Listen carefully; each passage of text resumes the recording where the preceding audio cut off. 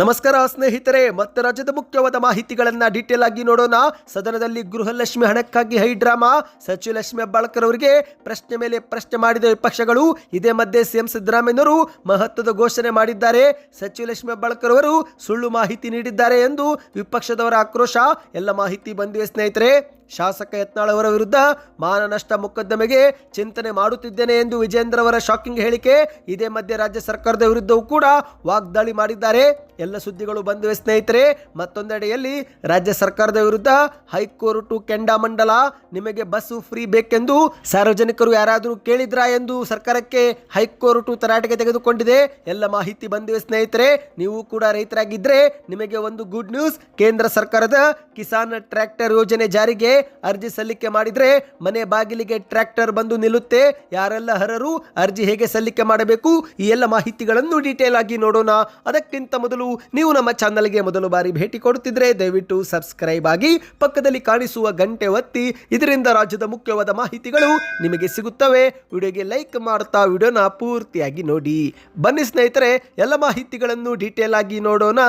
ಇಂದು ರಾಜ್ಯದಲ್ಲಿ ಕಾಂಗ್ರೆಸ್ ಸರ್ಕಾರ ಮಹಿಳೆಯರಿಗೆ ಪ್ರತಿ ತಿಂಗಳಿಗೆ 2,000 ರೂಪಾಯಿ ಗೃಹಲಕ್ಷ್ಮಿ ಯೋಜನೆ ಹಣ ಜಮೆ ಮಾಡುತ್ತಿದ್ದು, ಆದರೆ ಇತ್ತೀಚೆಗೆ ಹಲವು ತಿಂಗಳಿನಿಂದ ಹಣ ಜಮವಾಗಿಲ್ಲ.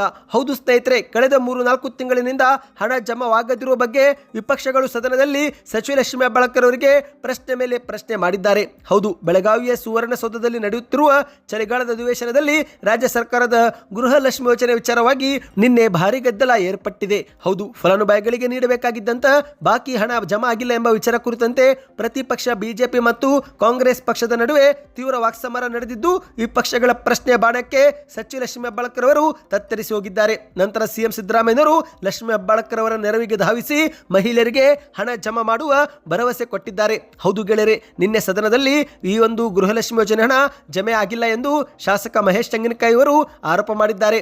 ಫೆಬ್ರವರಿ ಮತ್ತು ಮಾರ್ಚ್ ತಿಂಗಳ ಹಣವನ್ನು ಇವರು ಜಮಾನೆ ಮಾಡಿಲ್ಲ ಎಂದು ಮತ್ತು ಈ ಬಗ್ಗೆ ಸರ್ಕಾರ ಸ್ಪಷ್ಟನೆ ನೀಡಬೇಕು ಎಂದು ಆಗ್ರಹ ಮಾಡಿದ್ದಾರೆ.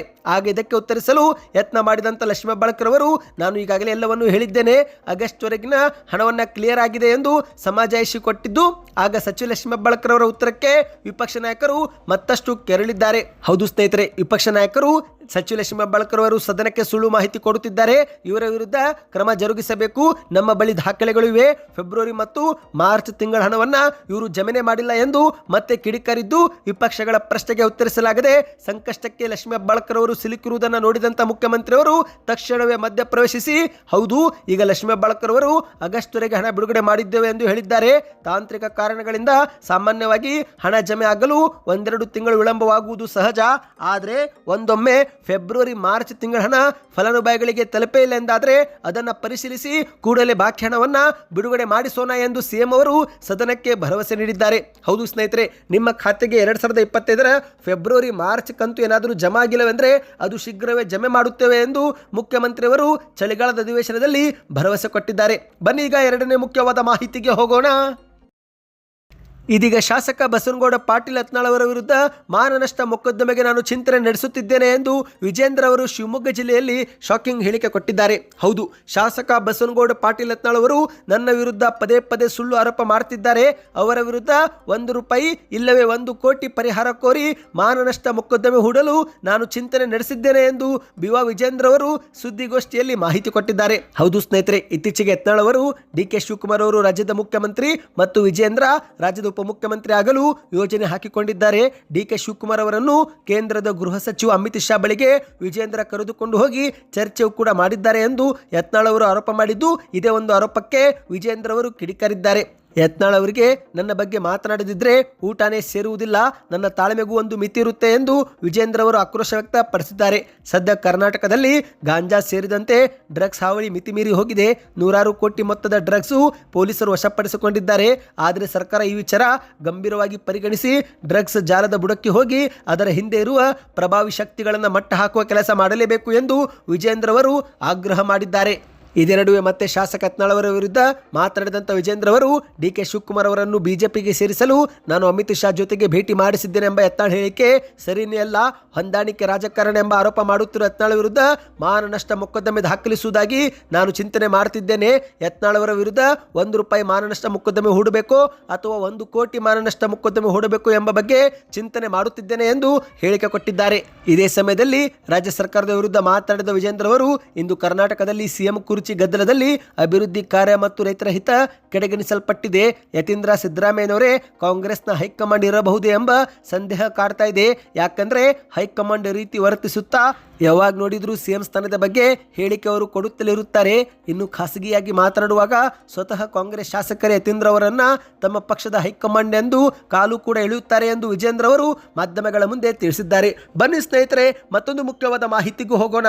ಅದಕ್ಕಿಂತ ಮೊದಲು ವಿಡಿಯೋಗೆ ನೀವು ಲೈಕ್ ಮಾಡಿಲ್ಲವೆಂದರೆ ಲೈಕ್ ಮಾಡಿ ಮತ್ತು ಚಾನಲ್ಗೂ ಕೂಡ ಸಬ್ಸ್ಕ್ರೈಬ್ ಆಗಿ. ಇಂದು ರಾಜ್ಯದಲ್ಲಿ ಕಾಂಗ್ರೆಸ್ ಸರ್ಕಾರ ನುಡಿದಂತೆ ನಡೆದುಕೊಂಡು ಪಂಚ ಗ್ಯಾರಂಟಿ ಯೋಜನೆಗಳನ್ನು ಜಾರಿಗೆ ತಂದ ಹೆಗ್ಗಳಿಕೆಯನ್ನು ಪಡೆದುಕೊಂಡಿದ್ದು, ಇದೇ ಮಧ್ಯೆ ಕಾಂಗ್ರೆಸ್ ಸರ್ಕಾರದ ಗ್ಯಾರಂಟಿ ಬಗ್ಗೆ ವ್ಯಾಪಕ ಟೀಕೆಗಳು ಕೂಡ ಕೇಳಿ ಬರುತ್ತಿವೆ.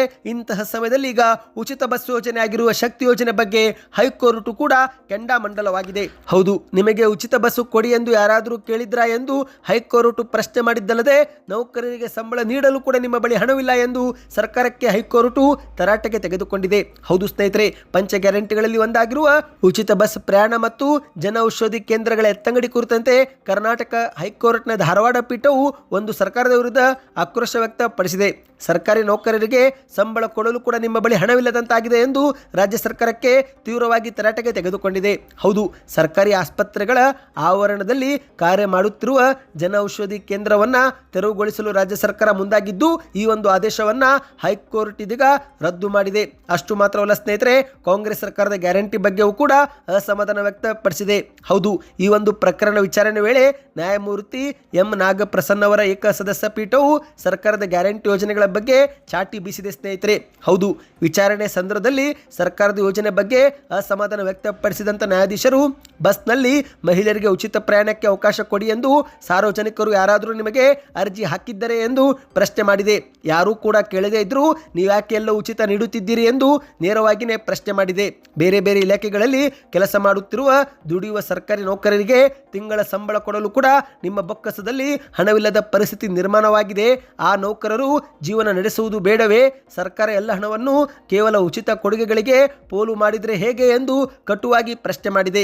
ಇದೇ ಮಧ್ಯೆ ಕೇಂದ್ರ ಸರ್ಕಾರ ಜಾರಿಗೆ ತಂದಿರುವ ಜನೌಷಧಿ ಕೇಂದ್ರಗಳು ಬಡವರಿಗೆ ಸಂಜೀವಿನಿಯಂತೆ ಕೆಲಸ ಮಾಡುತ್ತಿದ್ದು, ಇದನ್ನು ನೀವು ರಾಜಕೀಯ ಕಾರಣಕ್ಕಾಗಿ ಆಸ್ಪತ್ರೆಯ ಆವರಣದಿಂದ ಜನೌಷಧಿ ಕೇಂದ್ರಗಳನ್ನು ಎತ್ತಂಗಡಿ ಮಾಡಿಸಲು ಹೊರಟಿರುವುದು ಸರಿಯಲ್ಲ ಎಂದು ನ್ಯಾಯಾಲಯವು ಆಕ್ರೋಶ ವ್ಯಕ್ತಪಡಿಸಿದೆ. ಕೇವಲ ಪ್ರಧಾನಿ ಮಂತ್ರಿಯವರ ಹೆಸರಲ್ಲಿದೆ ಎಂಬ ಒಂದೇ ಕಾರಣಕ್ಕೆ ನೀವು ಈ ಒಂದು ಯೋಜನೆಯನ್ನು ದ್ವೇಷ ಮಾಡುತ್ತಿದ್ದೀರೇನು ಎಂದು ಸರ್ಕಾರಕ್ಕೆ ಪ್ರಶ್ನೆ ಹಾಕಿದೆ. ಜನರ ಆರೋಗ್ಯದ ವಿಷಯದಲ್ಲಿ ರಾಜಕೀಯ ಮಾಡಬಾರದು.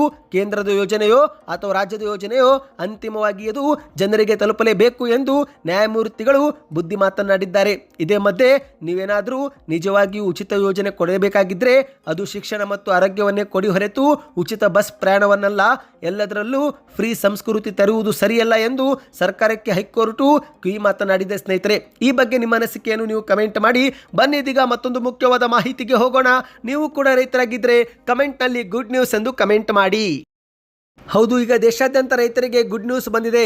ಕಿಸಾನ್ ಟ್ರ್ಯಾಕ್ಟರ್ ಯೋಜನೆ ಜಾರಿಗೆ ಮಾಡಲಾಗಿದ್ದು, ಅರ್ಜಿ ಸಲ್ಲಿಕೆ ಮಾಡಿದರೆ ಅರ್ಧ ಬೆಲೆಗೆ ಟ್ರ್ಯಾಕ್ಟರ್ ಅನ್ನು ನೀವು ಖರೀದಿ ಮಾಡಬಹುದು. ಹೌದು ಸ್ನೇಹಿತರೆ, ಈಗಾಗಲೇ ದೇಶದ ರೈತರನ್ನು ಆರ್ಥಿಕವಾಗಿ ತಾಂತ್ರಿಕವಾಗಿ ಬಲಪಡಿಸಲು ಮತ್ತು ಕೃಷಿ ಕ್ಷೇತ್ರದಲ್ಲಿ ಸ್ವಾವಲಂಬನೆ ತರಲು ಹಲವಾರು ಯೋಜನೆಗಳನ್ನು ಜಾರಿಗೆ ಮಾಡಿದ್ದು, ಈಗ ಮತ್ತೊಂದು ಹೆಜ್ಜೆ ಮುಂದೆ ಹೋಗಿ ಕಿಸಾನ್ ಟ್ರ್ಯಾಕ್ಟರ್ ಯೋಜನೆಯೂ ಕೂಡ ಜಾರಿಗೆ ಮಾಡಲಾಗಿದೆ. ಹೌದು ಸ್ನೇಹಿತರೆ, ಕೃಷಿ ಯಾಂತ್ರೀಕರಣದ ಉಪ ಮಿಷನ್ ಯೋಜನೆ ಅಂದರೆ SMAM ಈ ಒಂದು ಯೋಜನೆಯಡಿಯಲ್ಲಿ ಹರ ರೈತರಿಗೆ ಹೊಸ ಟ್ರ್ಯಾಕ್ಟರ್ ಖರೀದಿಗೆ 50% ಸಬ್ಸಿಡಿ ಸಿಗಲಾಗುತ್ತೆ ಎಂದು ಹೇಳಲಾಗಿದೆ. ಅಂದರೆ ಸ್ನೇಹಿತರೆ, 10 ಲಕ್ಷ ರೂಪಾಯಿ ಟ್ರ್ಯಾಕ್ಟರ್ ಆನ್ ರೋಡ್ ಬೆಲೆ ಇದ್ರೆ ನೀವು ಕೇವಲ 5 ಲಕ್ಷ ಕಟ್ಟಬೇಕು. ಉಳಿದಂತ 5 ಲಕ್ಷ ನಿಮಗೆ ಸರ್ಕಾರದಿಂದ ಸಹಾಯಧನ ಸಬ್ಸಿಡಿ ಸಿಗುತ್ತೆ ಮತ್ತು ನೀವು ಕಟ್ಟುವಂತ 5 ಲಕ್ಷಕ್ಕೂ ಕೂಡ ಲೋನ್ ಕೂಡ ಸಿಗುತ್ತೆ ಎಂದು ಹೇಳಲಾಗಿದೆ. ಹೌದು ಗೆಳೆಯರೆ, ರೈತರಿಗೆ ಸುಲಭ ಸಾಲ ಸೌಲಭ್ಯ ಪಡೆಯಲು ಕೂಡ ಅವಕಾಶ ಕಲ್ಪಿಸಿಕೊಡಲಾಗಿದೆ. ಈ ಒಂದು ಯೋಜನೆ ಎಲ್ಲ ರೈತರಿಗೂ ಕೂಡ ಇರುತ್ತೆ. ಅಂದರೆ ಸಾಮಾನ್ಯ ವರ್ಗದ ರೈತರು, OBC, SC, ST ಸೇರಿದಂತೆ ಎಲ್ಲ ರೈತರು ಕೂಡ ಈ ಒಂದು ಯೋಜನೆಗೆ ಅರ್ಹರು.